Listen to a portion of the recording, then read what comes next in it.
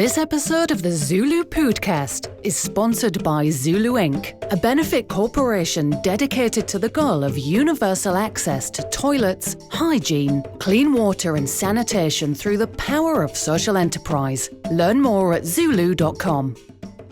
Also, this is an interesting article, not exactly on point with, Poo-Pourri today, but it turns out, according to Health Digest, men and women actually poop differently.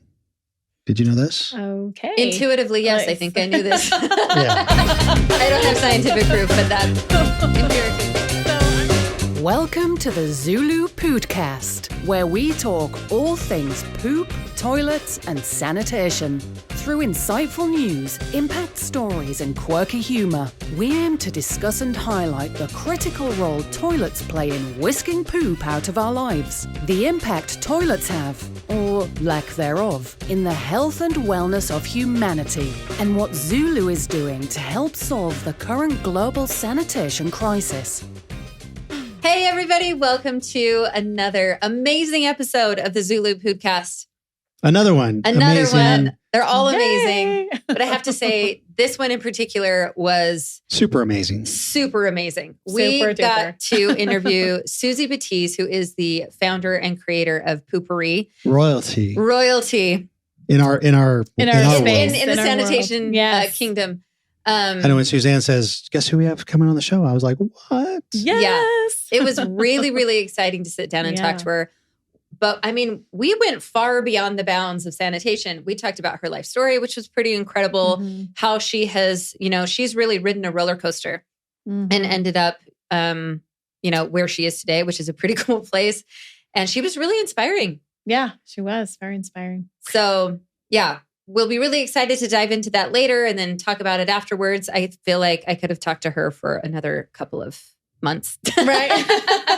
It was And she's really, like so really fun with like fashion, and she's just like, she's hip just and- beautiful and cool and just has great energy. Yeah, for sure. And, the product was revolutionary. I remember when it came out, I remember thinking there's no way this is real. Like, this seems too good to be true. Yeah. Mhm. And then it actually works, which is, amazing. She was way ahead of her time, knowing about all the different oils and Right. Yeah. Just like I was surprised to learn that that's what it was. I assumed that it had been crafted in some lab with some scientists and chemists or whatever, but she was really just messing around in her kitchen and happened upon this amazing formula, which is very, very cool. So Bless the lives of millions. I mean, yes. really, you go anywhere, you'll find it everywhere. I mean, there's not a place, most places, you go and you find it, I saw it in the grocery store 2 nights ago.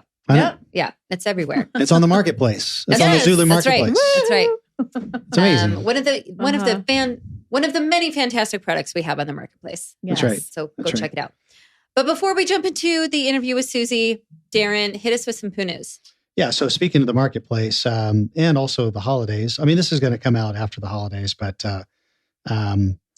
Shortly after. This is some holidays. tips to make bathrooms guest friendly for the holidays, Oh, Okay. I love or this. really any time, right? Because Buy some Poo-Pourri. you read my mind. Hey. La la la. And where do you buy it? On the marketplace. On the marketplace. That's right. This is just a simple article. It talks about, you prepare, if you have a lot of guests over, typically during the holidays, and probably more so than most of the year, aside from maybe the 4th of July or whatever. But usually people are coming over during the holidays, or you're going over there, wherever. And sometimes people, they're so busy with food and the social spaces. Sometimes Holiday prep. sometimes the bathroom may get overlooked, right? That's maybe the last thing people think about.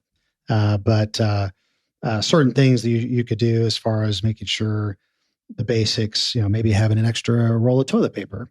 Yeah. Or 3. Or 3, or 4, or a box of who gives a crap, right? Some in nice there. smelling soap. They do, it talks about making sure, obviously, it's clean, well stocked, and having a candle maybe in there may be helpful. And then also some spray that like a Poo-Pourri, because candles sometimes don't cut it, right? So anyway, it just had a lot of it. This article talks about just making sure it's a friendly, and it's a safe space for a safe space. Because sometimes it is, sometimes people go to escape and think about what they're going to do next, right? So it's, so it's a place like that, right? Or if you're like me, I spend half the time in there. I remember when I was a kid, my grandma always had a box of matches on the sink. Oh.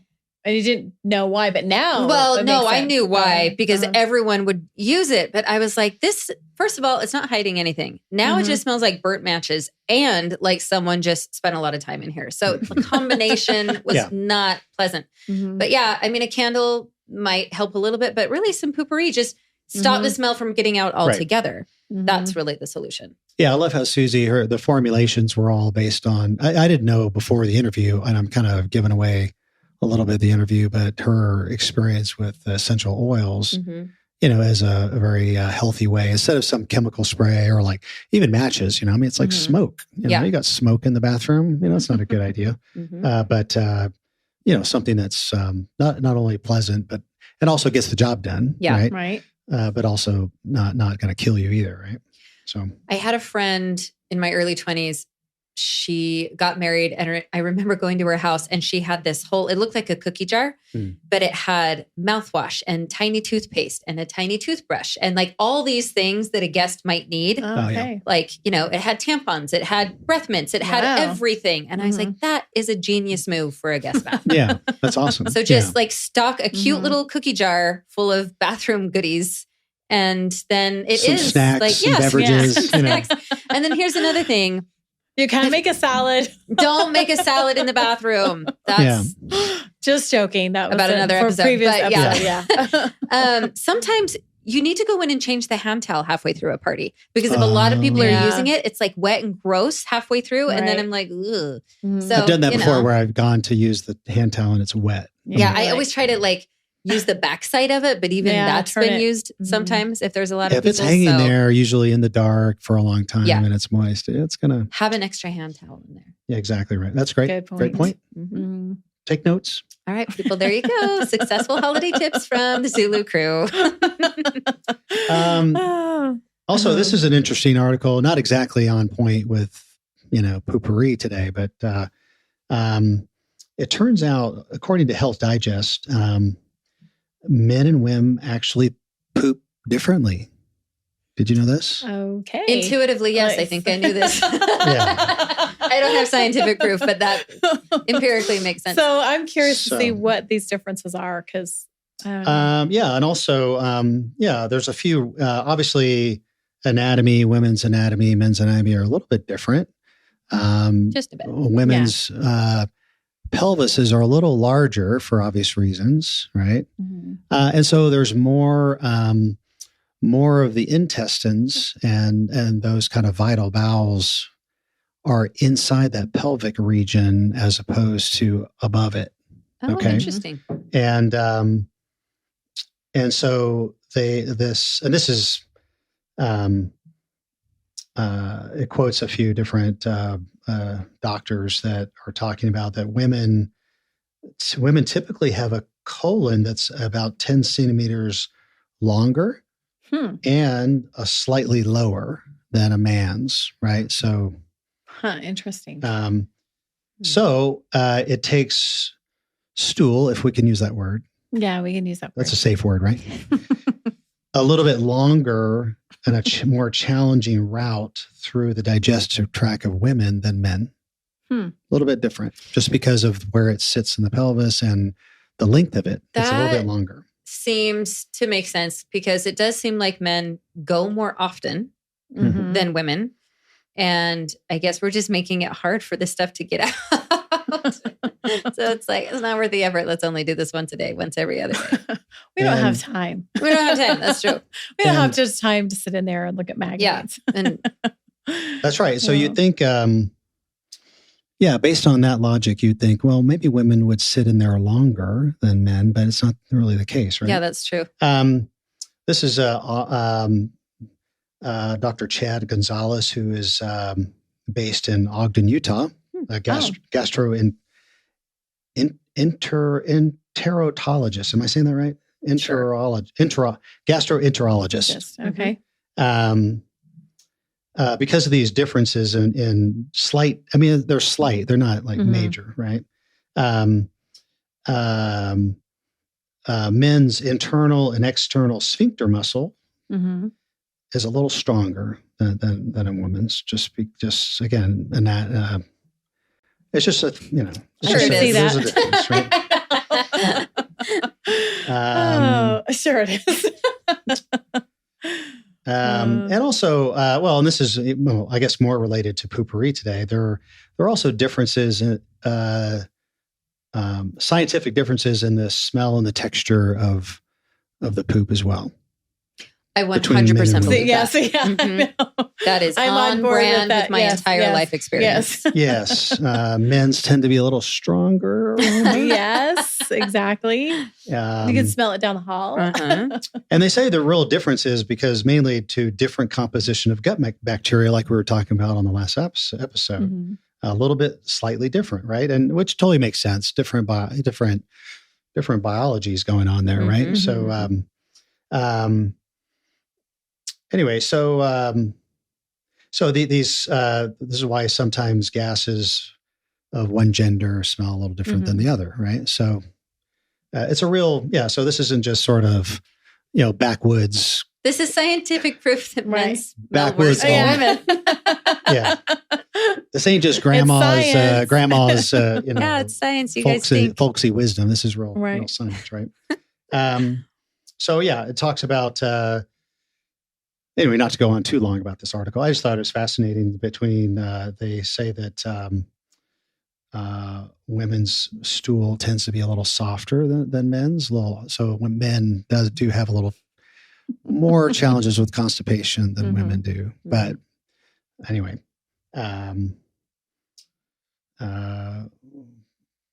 so that's some interesting little factoids going on. Yeah. All right. Newsflash, men stink. What's that? She's like, newsflash, men stink. That's right. They smell stronger than we do. It's science. It's science. Scientifically shown. Well, men, don't worry. There's a cure for you. Yes. And women too. It's Poo-Pourri. So let's hop into the interview with Suzy. Suzy, we are so excited to have you on today. Listeners, this is something I've been looking forward to since the minute I found out that we were going to get to sit down and speak with this woman. We're here with Suzy Batiz, founder of Poo-Pourri.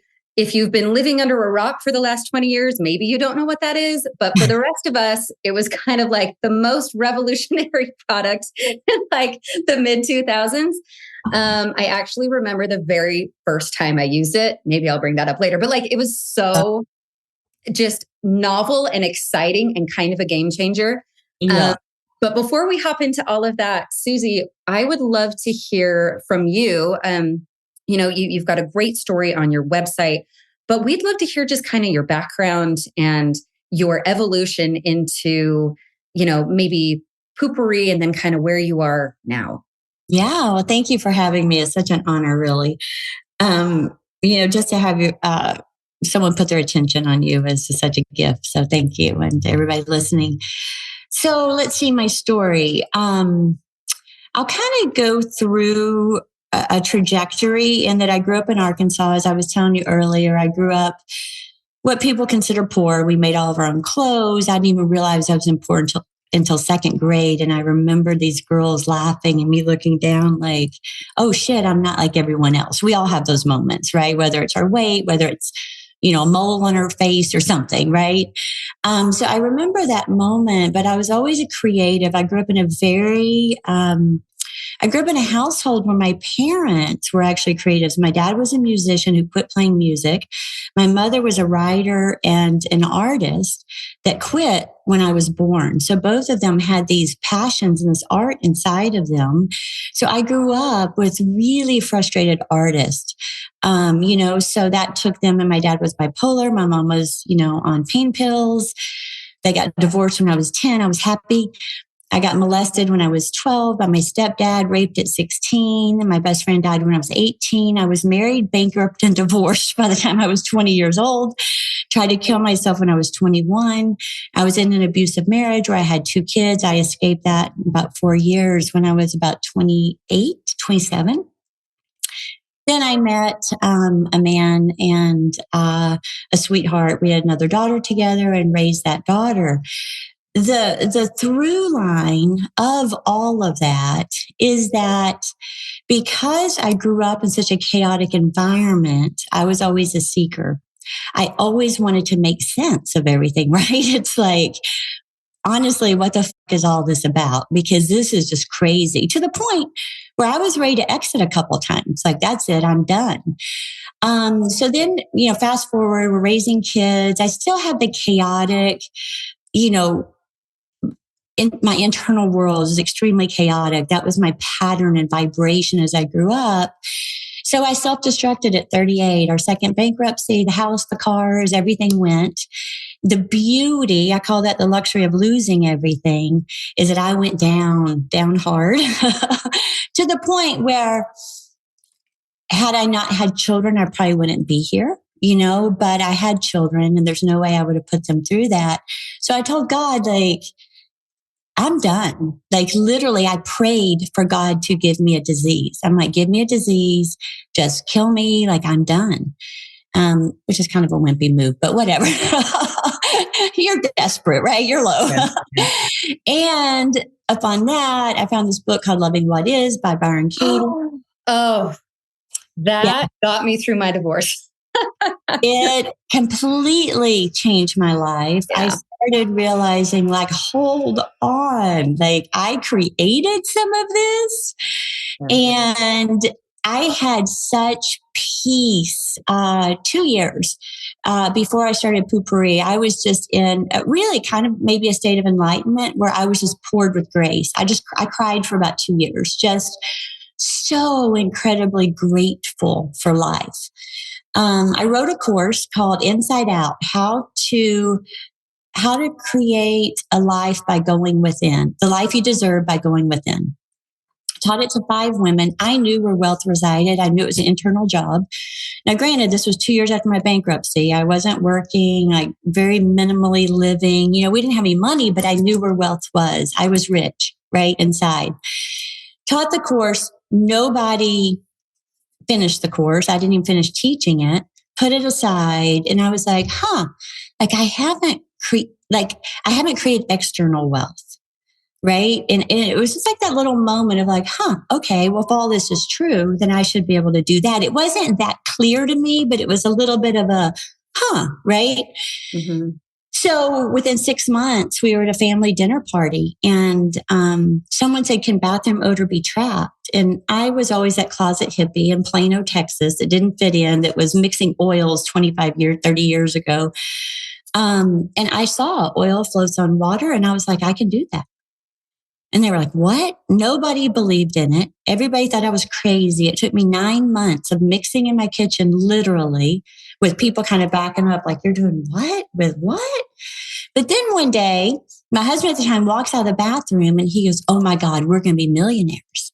I said, what do you mean? And he goes, do you realize what you've done? You've taken the smell out of shit. And I've been bankrupt twice. Probably up to 20 failed businesses. I remember we got up to 17. I was always hustling, I didn't really want another business, but the product was so good that I had to share it. Mm-hmm. It's almost like you don't want a child and then you birth one and you're like, oh my God, it's so wonderful. I'm going to love it. Right. Yeah. That's what happened with Poo-Pourri. And then you fast forward to today, we've sold over 170 million bottles, millions of views on YouTube. And really Pourri now is its own entity and its own life form that I used as another seeking catalyst. Okay. So you think about the seeker, I turned my attention from during the Byron Katie days, it was the spiritual seeking. Then I came into this financial seeking, right? So when I made the Forbes list, I cried for 4 hours on the floor. Yeah. because I was like, what the hell have I been up to? It was a moment I saw myself like, what have you been doing and why? You know, and I don't want people to think I'm not grateful. I'm so to my knees, eternally grateful. You know, I could cry right now thinking about the gratitude that I have. But the truth is that was just another thing that I was trying to get externally to prove internal wealth. Yeah. So that's where we're at. That's the story.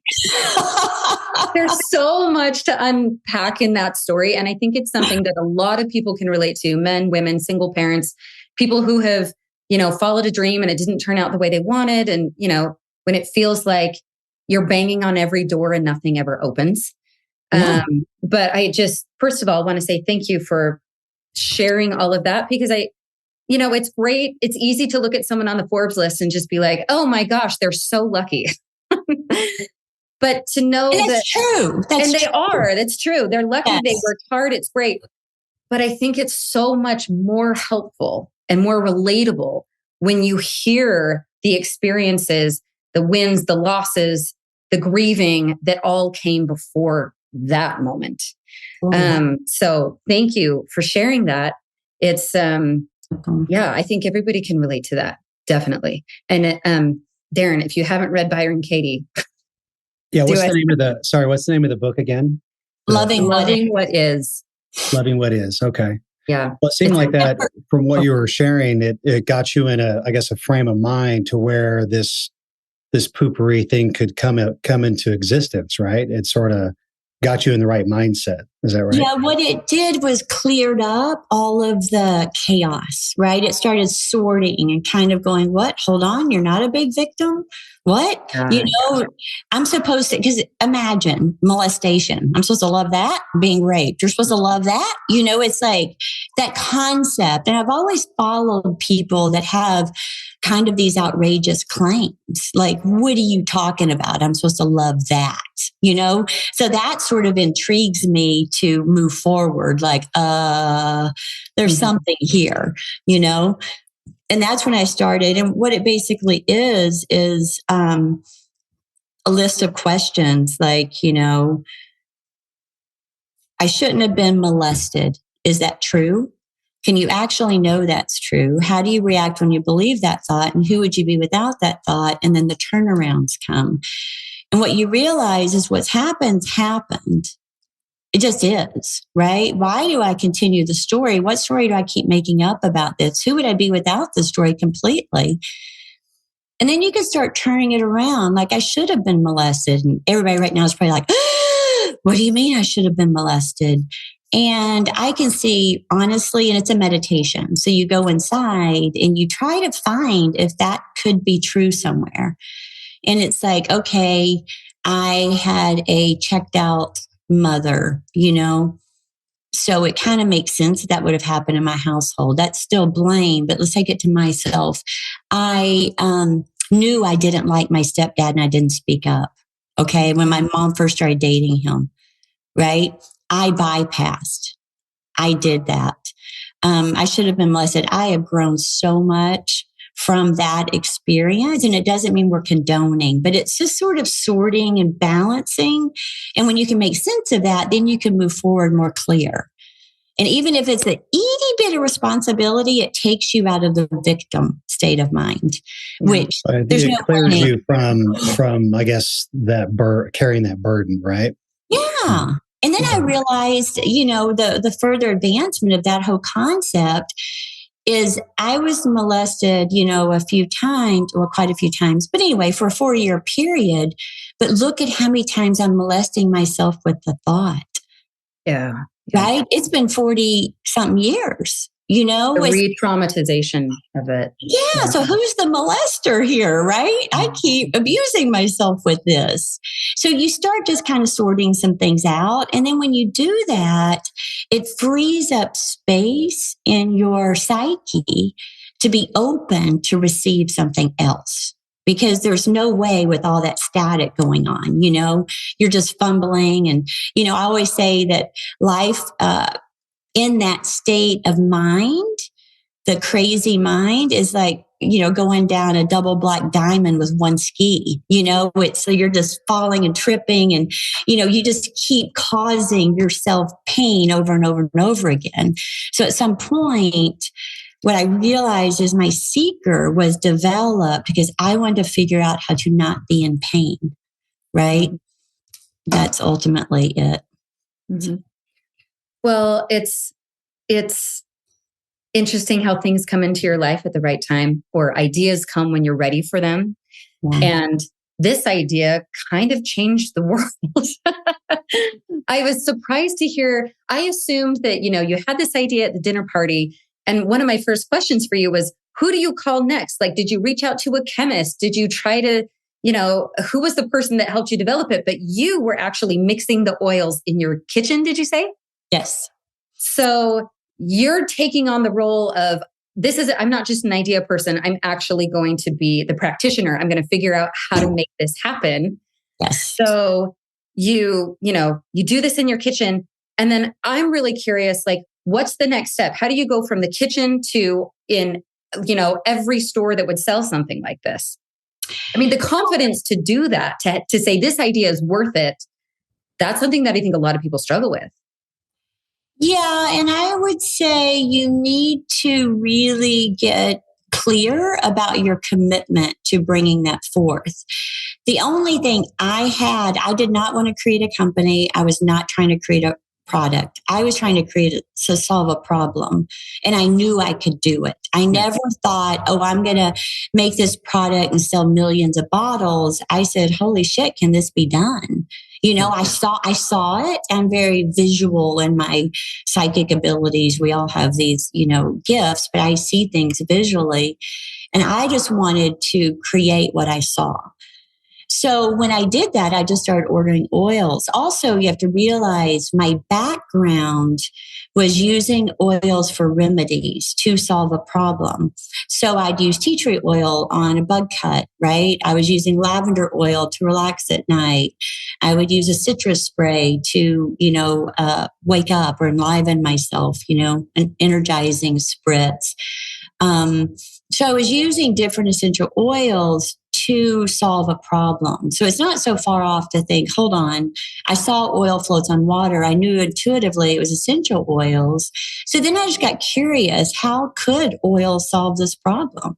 Right? So then I started researching all the benefits of essential oils, and I started making a list of all of the ones I think could address the problem. The thing with Poo-Pourri, the oils are not used to smell good. The base oils of the original formula are used by design to control malodor. Mm-hmm. So that's just the way it was. Just I let curiosity lead me, and I had no expectations. Mm-hmm. And this is like way before. I mean, essential oils is a huge thing now, but this is way before that was even a thing. I'd never heard of essential oils, and this is way back. I mean, this is 20 years ago now, right? Is it about? It was 20 years ago. Exactly. Yeah. So I'd been in it for, a good decade before that. But just making them for myself, and using them as remedies, Manuka honey and tea tree oil on and turmeric, on staph and curing a staph infection. So I grew up in a mixture between completely natural environment, my grandmother 2-acre farm, to my mom was totally into chemicals, right? So, and I could always feel that my body felt better with the more natural things. So I was always more into natural products. Mm-hmm. But yeah, it's fun. I often tell people when they have an idea, how much does it align with your natural curiosity and your natural interest?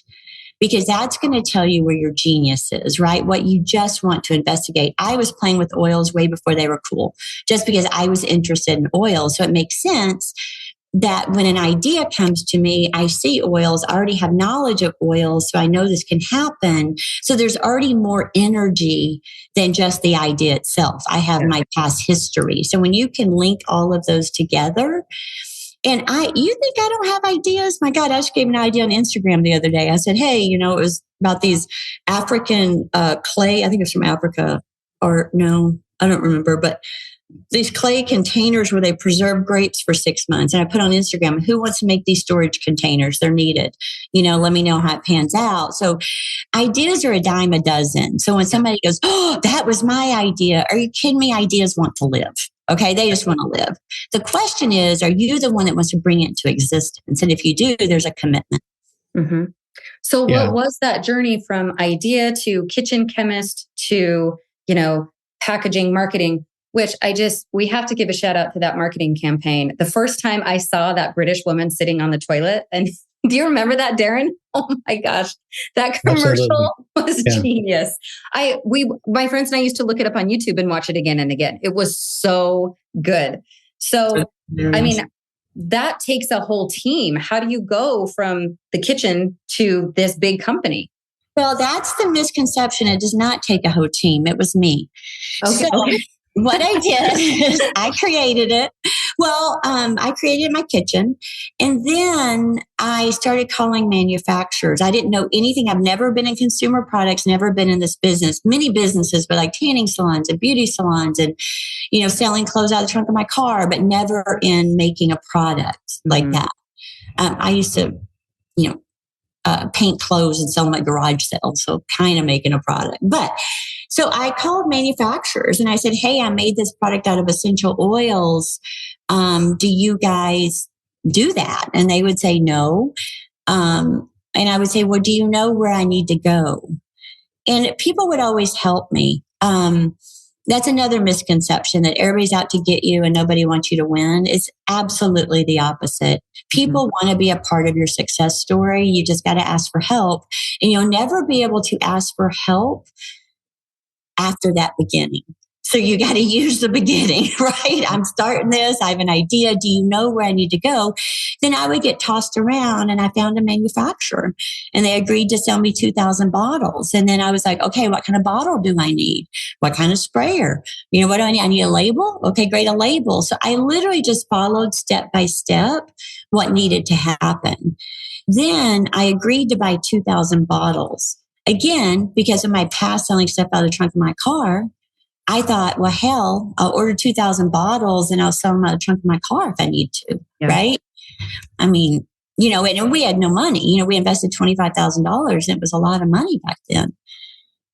But you have Poo-Pourri. But, my daughter's getting her master's in film school. And when she first started 3 years ago, she called me. She's like, oh my God, I need a bird, Mom. She's in New York City. Where am I going to find a bird? Where am I going to find a bird?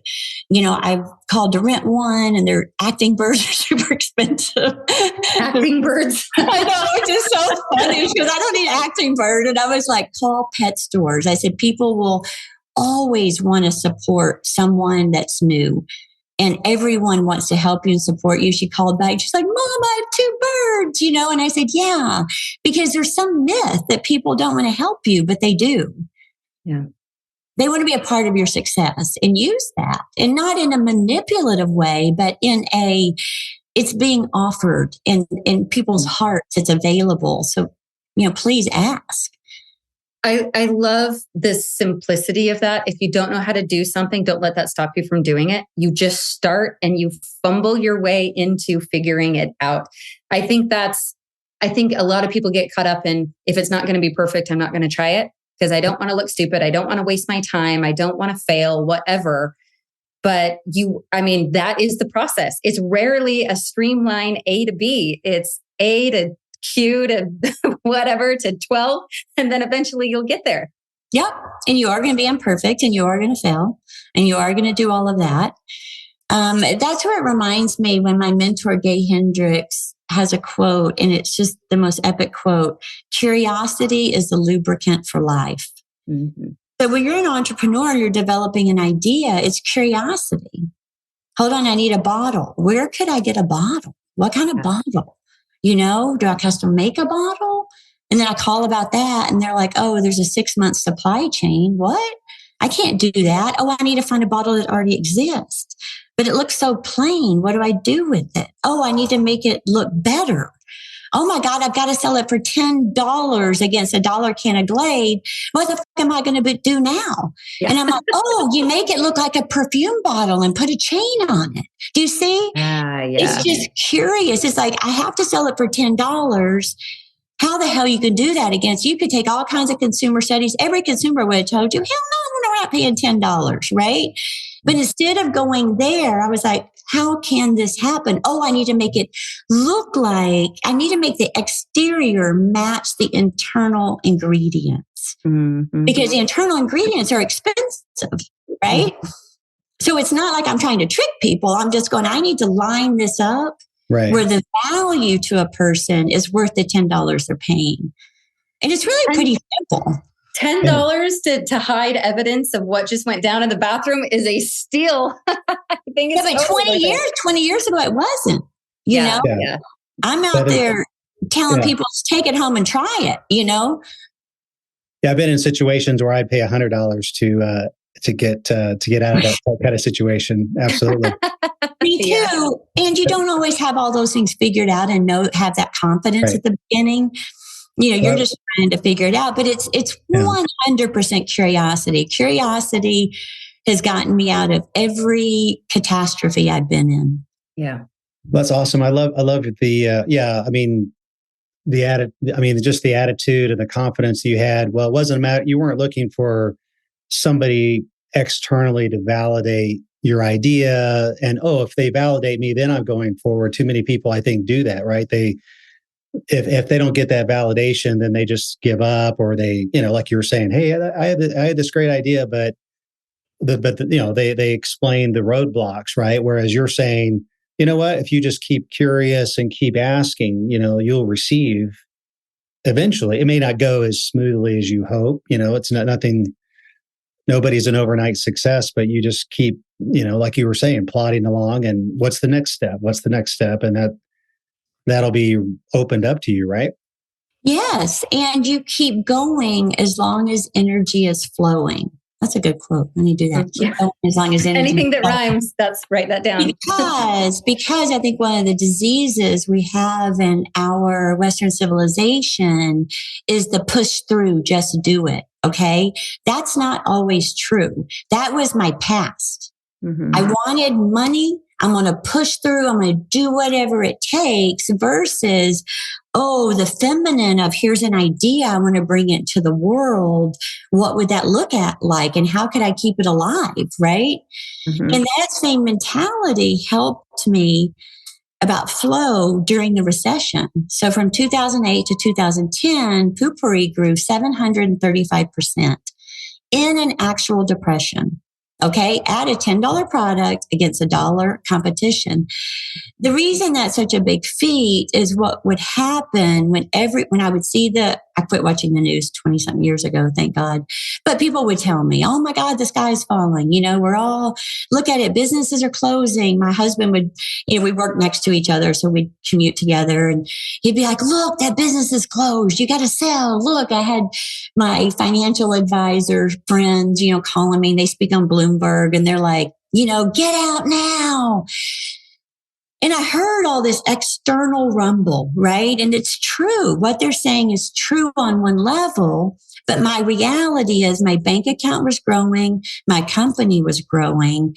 It was flowing. So I was going to keep going as it's flowing. If that's happening externally and some things, right? My sales have stopped, my bank account's not growing, then you go in and address the problem. But if it's flowing, your job as a creator, I believe, is to put the blinders on and be like, it's flowing, I'm staying course, we're going there. Mm-hmm. And that's it. Just trust the flow. Yeah, I love that. And now Poo-Pourri isn't just the one product. You guys have expanded quite a bit. You've got a lot of really cool, an expanded product line that I was looking up this morning. You've got Poo-Pourri. You've got, there was one for your shoes, one for the home. So now, someone can have a whole Poo-Pourri or a Pourri life and get rid of all those smells. They can. And I invented most of those products over a decade ago. Mm-hmm. But I didn't put them on the market because I'd hired DDB out of Copenhagen. I loved some ad work they did. So I flew to Copenhagen, and this lady was so smart. I had the whole line planned out. We're going to be home Poo-Pourri and pet Poo-Pourri and, all this stuff. And she says, because I am self-funded still, we've never had investors. So everything that I own, it's all Poo-Pourri. I own 100% of it. But with that, she goes, so you're self-funded, so you have limited, funds. We don't have venture capital money. And I said, yeah. And she said, why wouldn't you want to be the Band-Aid of your category rather than coming out with so many products? And it was like a light bulb went off. So I canceled all those other products. So the past 10 years, I've been gaining distribution so that Poo-Pourri is claimed her space. Like she's the original, right? And you think of that, there's hundreds of competitors out there, but no majors that have come up against us. And I feel really good about that. So then once that was achieved, now we're in Target, Walmart, CVS, we're everywhere. Now we can start coming out with all these other products. Mm-hmm. We just got I didn't want to take away from the child, right? Sure, right. You needed to give it its space to have its own life and become established as the product in that space. I've never heard of any other product that does that. I'm sure many people have tried, but it's still the number one. Yeah. Oh, for sure. Head and shoulders. And I sued a $50 billion company because they knocked off the product and their videos were exactly like our videos. Oh. Sued them. We actually ended up seizing their servers, found out all the evidence. We ended up settling. I can't talk about what that ended up like, but it's really been about defending the idea. Mm-hmm. So what I want to loop back around is business is only a reflection of your internal world. So remember the little girl at 12 years old that knew she didn't like the stepdad, that didn't say no, that let her come into the bedroom at night. And I'm just taking my part of responsibility, guys. So please don't go crazy here. I'm not condoning at all. Horrific, I hope nobody ever has to go through it ever again. I get a little teary with that. But this $50 billion company comes, try to take something that's mine. What am I going to do now? Yeah.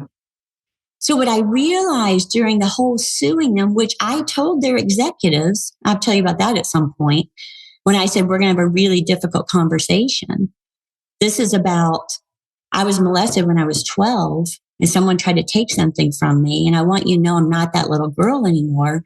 This lawsuit has a lot more to do with that than what you've done in my business. But if we can see our business is not separate from ourselves, but everything, the trials, the challenges we go through are just personal development opportunities. Mm-hmm. Whether it's your job at work, whether, life's going to give us what we need to grow.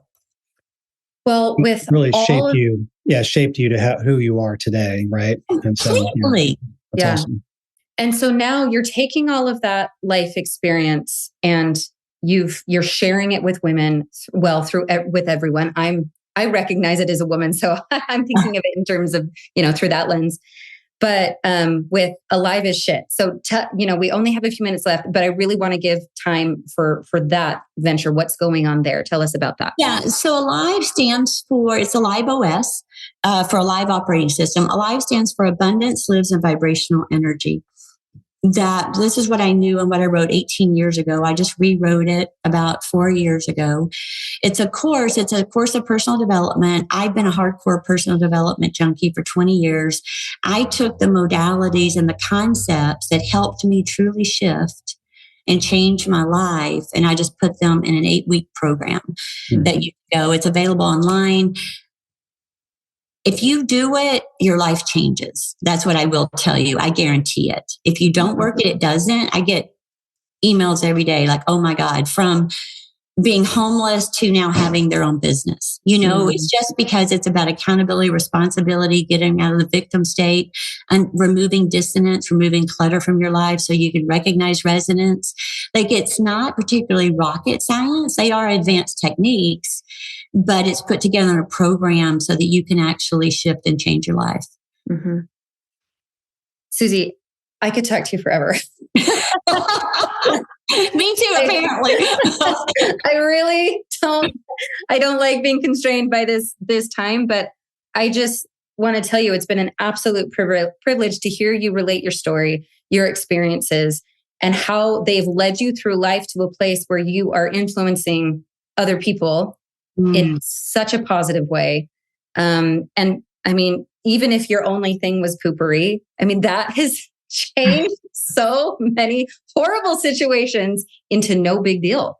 Exactly. And that's amazing. And that's what I'm doing with Alive OS, changing so many horrible situations into no big deal. I learned from it. Let's go. Right. It's the same concept. It's transformation. Yeah, so that's awesome. Yeah. But thank you for recognizing. I appreciate you having me on, and we'll do a part 2. Yes, please. That would be incredible. Thank you so much, Suzy. Have an amazing day wherever you are. It looks like a fantastic space. I'm in Dallas at home. Yeah. Okay. Thanks, guys. Bye. Thank you, Suzy. Thank you, Suzy. Bye. Bye. All right. How fantastic is Suzy? Oh, she's great. I really want to find a way to hang out with her and shop with her. Darren, can we come up with a reason why we need to go to Dallas? I mean, you're a Texan, right? Hey, that's right. It's always fun. Dallas is fun town. Right. It's a good reason to go. Hang out with Suzy. Yeah, well, I think she left the door open to have her back. To be, she said, she maybe did come say on that. back on the show. So we'll It'd have be to great. do an in-person one. And I definitely want to do a shout out to Paul and to Maddie, who helped me connect with her. So appreciate them connecting with her and letting her know what our mission is. Such a great team. And what I think you were telling me part of their interview process, right? You were telling me. Yeah. So when people go to work for them, it's required that they tell a poo story. Get out. Oh, that's amazing. The very first person that I contacted said, yeah, it's like something that we have to do, like in their initiation, they have to like share a funny poop story. Oh that my they've gosh, had. that's so great. I'm like, kind of sounds like what we talk about do around that here all the time. Yeah, it's kind of like a daily occurrence at the ZuLoo Pōōdcast, right? So. Darren and I had talked about something similar. Like, we would love to hear great poop stories from our listeners. So if you have one and it's just like off the charts fantastic, we might read it on here and maybe we can do some kind of prize. Yeah. No, that'd be great. I think that'd be fun. We'd love to hear your poop stories. Poop stories at ZuLoo.com. I actually had a friend telling me some the other day and I was like, that needs to be on our show. Seriously, I was like, wow. They went into detail and they were back by a dumpster. Oh boy. It came on really fast and they were like, we could totally do a whole show of poop stories. Yeah. We should do maybe once a month. It's just straight poop stories. It's a good idea. Good idea. Yeah. Well, thank you, Suzy, so much for sharing your story with us and your time. And, of course, this amazing product that has probably saved a few marriages. Yeah, for sure. If it's true that, science says men stink more, this could save a lot of people from a lot of arguments. Well, and I also really appreciate how she just got personal and told a lot about her, her own life. She wasn't afraid to go there and be really honest, which is inspiring. Things that she went through and how she came up with stuff, and she's still doing great things to inspire people. So, yeah. All right, guys, that was a fun one. It was. All right, everybody. Thank you so much. We'll see you next time. Thank you for listening to the ZuLoo Pōōdcast. Follow us on social media at our links in the show notes below. To learn more, visit our website, ZuLoo.org. If you liked the podcast, be sure to subscribe, like, and comment. For even more ZuLoo fun, send us an email with your toilet stories to podcast@ZuLoo.com for a chance to be featured on the podcast. This episode of the ZuLoo Pōōdcast is sponsored by ZuLoo Inc., a benefit corporation dedicated to the goal of universal access to toilets, hygiene, clean water, and sanitation through the power of social enterprise. Learn more at ZuLoo.com.